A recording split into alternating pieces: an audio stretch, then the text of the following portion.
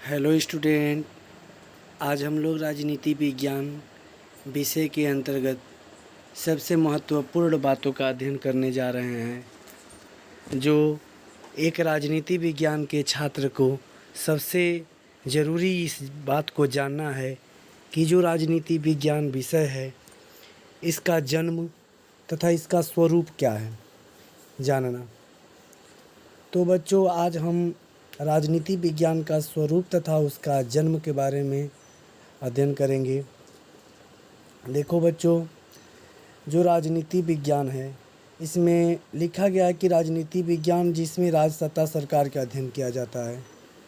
बच्चों, सबसे पहले ये हमें जानना है कि कोई भी हमसे ये पूछे कि जो राजनीति विज्ञान है, इस राजनीति विज्ञान में आखिर में किस चीज़ का अध्ययन करते हैं, तो बच्चों हम यही बताएंगे कि राजनीति विज्ञान में राज्य, सत्ता तथा सरकार का अध्ययन करते हैं।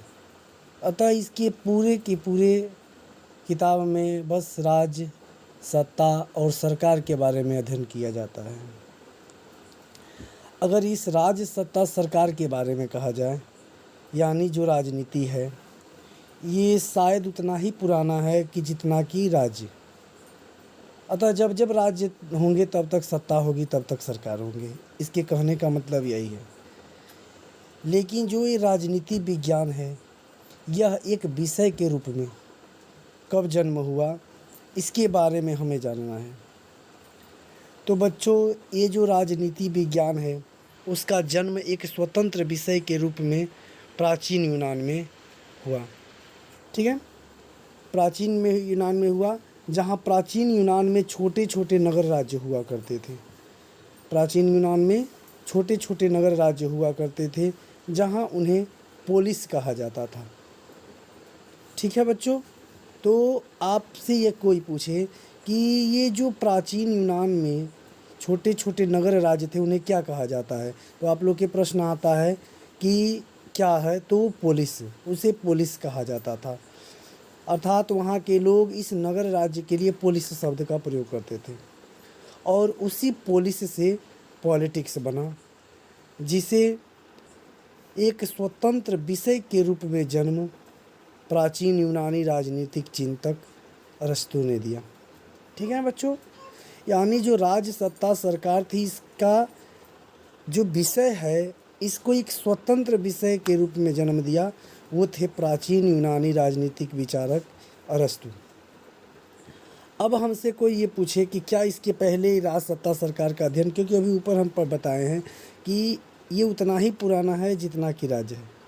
ठीक है, तो वैसे तो इस यूनानी विचारक से पहले भी राज्य तथा सरकार पर अध्ययन होता था, लेकिन ये जो विषय था राज्य, सत्ता, सरकार, इसे एक धर्म, अध्यात्म, मतलब नीति शास्त्र के विषय के अंतर्गत रखकर पढ़ाया जाता था। अर्थात उस समय एक धार्मिक, आध्यात्मिक शिक्षा दी जाती थी, उसके अंतर्गत रहकर राज, सत्ता, सरकार का अध्ययन किया जाता था। ठीक है, लेकिन अरस्तु वह पहला राजनीतिक चिंतक है, मतलब कि अरस्तु पहले राजनीतिक चिंतक हुए जिन्होंने राजनीति को धर्म, कल्पना और अंधविश्वास तथा नैतिकता से निकालकर एक स्वतंत्र विषय के रूप में स्थापित किया।